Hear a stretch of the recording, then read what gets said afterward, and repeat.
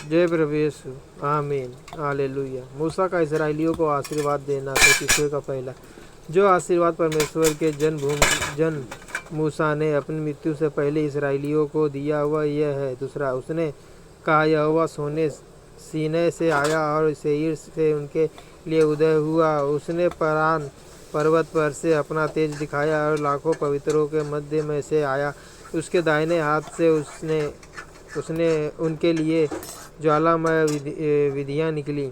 तीसरा, वह निश्चय देश देश के लोगों से प्रेम करता है। उसके सब पवित्र लोग तेरे हाथ में हैं। वे तेरे पाँवों के पास बैठे रहते हैं। एक एक तेरे वचनों से लाभ उठाता है। चौथा, मूसा ने हमें व्यवस्था दी और वह याकूब की मंडली का निज भाग ठहरी। पांचवा, जब प्रजा के मुख्य मुख्य पुरुष और इज़राइल के गोत्री एक संग होकर एकत्रित हुए तब वह यशूरून में राजा ठहरा। छठा, रूबेन न मरे वरन जीवित रहे तो भी उसके यहाँ के मनुष्य थोड़े हों।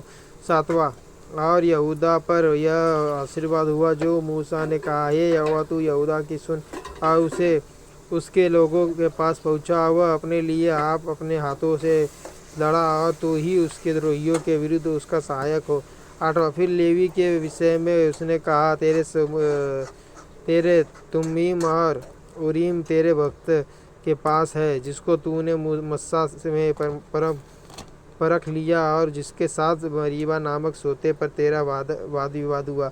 नौवां, उसने तो अपने माता पिता के विषय में कहा। जय प्रभु यीशु। आमीन। हालेलुया। व्यवस्था विवरण 33.10-24 मैं उनको नहीं जानता और न तो उसने अपने भाइयों को अपना माना और न अपने पुत्रों को पहचाना, क्योंकि उन्होंने तेरी बातें मानी और वे तेरी वाचा का पालन करते हैं। 10वां, वे याकूब को तेरे नियम और इज़राइल को तेरी व्यवस्था सिखाएंगे और तेरे आगे धूप और तेरी वेदी पर सर्वांग पशु को होम बलि करेंगे। 11वां, हे यहोवा उसकी संपत्ति पर आशीष दे और उसके हाथों की सेवा को ग्रहण कर। उसके विरोधियों और बैरियों की कमर पर ऐसा मार कि वे फिर न उठ सके। 12वां, फिर उसने बिन्यामीन के विषय में कहा, यहोवा का वह प्रियजन उसके पास निडर वास करेगा और वह दिन भर उस पर छाया करेगा और वह उसके कंधों के बीच रहा करता है। 13वां, फिर यूसुफ के विषय में उसने कहा, इसका देश यहोवा से आशीष पाए अर्थात प्रकाश के अनमोल पदार्थ और वह गहरा जल जो नीचे है। 14वां, और सूर्य के पकाए हुए अनमोल फल और जो अनमोल पदार्थ मौसम के उगाए उगते हैं।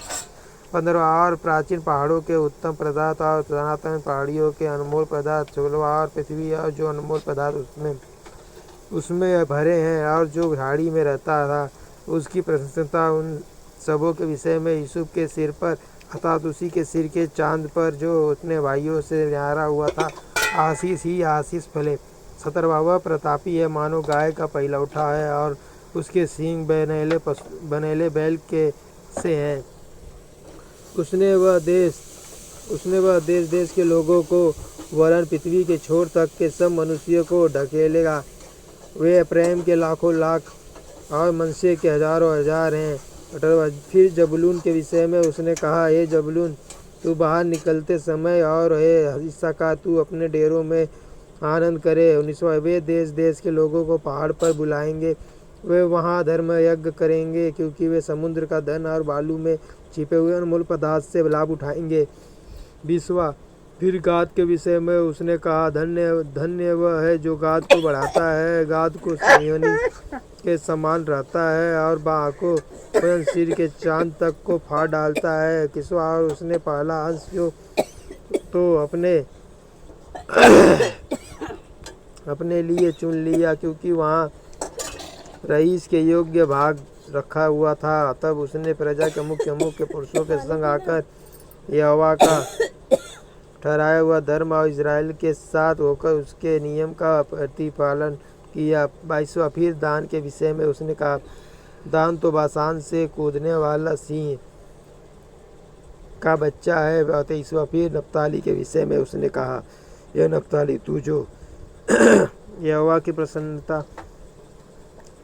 से तृप्त और उसकी आशीष से भरपूर है, तू पश्चिम और दक्षिण के देश का अधिकारी हो। 24वां, फिर आशेर के विषय में उसने कहा, आशेर पुत्रों के विषय में आशीष पाए, वह अपने भाइयों में प्रिय रहे और अपना पाँव तेल में डुबोए।